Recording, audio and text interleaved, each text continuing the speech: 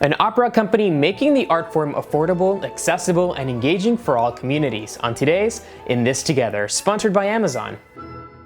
Hey y'all, and welcome to In This Together. I'm Alejandro Alba. City Lyric Opera is an organization in New York City dedicated to serving both artists and new audiences. Megan Gillis and Kathleen Spencer founded City Lyric Opera in 2016. So we are City Lyric Opera. We're here creating affordable and accessible art for the New York City community. We do this by creating a platform in which our artists are able to grow and expand in their craft, and also being able to make accessible art and affordable art for our community as much as possible. City Lyric Opera was created to give emerging opera singers more empowering opportunities. There really wasn't an opportunity for singers, especially young singers kind of coming out of school, to find a place where they can make opinions for themselves and form opinions for themselves. It was kind of this meeting of the minds almost, from how do we support singers and how do we create an environment which singers are treated like professionals,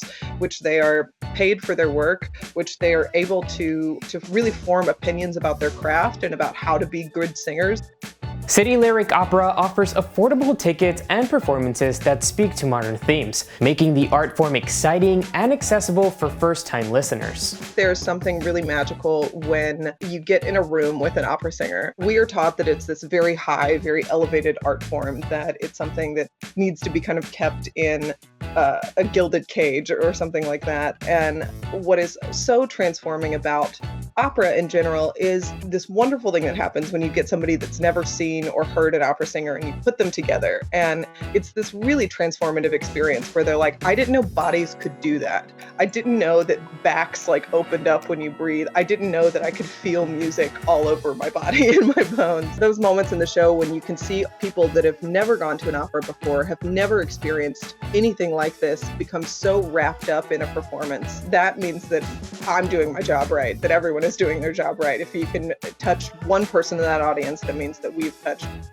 10 people in that audience or 15 people in that audience, and then that's a check in my book. That's a positive thing. City Lyric Opera's inclusive framework also informs its casting and production decisions. When you bring in different types of voices in our production teams and who we're seeing on stage, it really does change how you view the story and how you tell the story moving forward. We actively strive towards hiring as many women as we can, making sure that there are as many people of color on our staff as are on a stage, because it helps inform how we tell these stories and inform how people are able to connect to different characters. Opera right now is kind of at a precipice of turning over to a new generation. Especially in New York City, there are so many creative people here. There's so much innovation, and opera in particular is getting light in ways that I don't think it ever has before. There's so many new companies popping up that are telling different stories and doing things differently. Megan is proud of the community of artists and opera lovers, both new and old,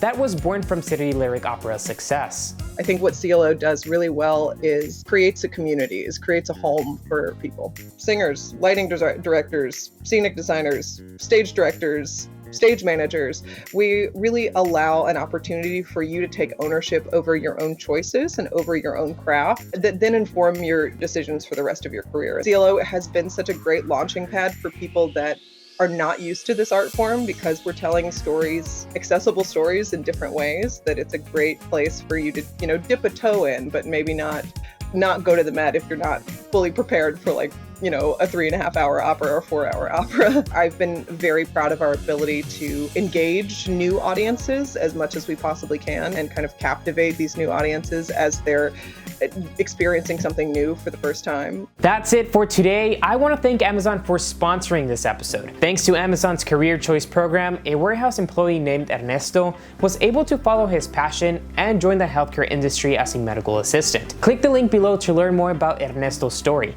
Thank you so much for watching, and remember, we're all in this together.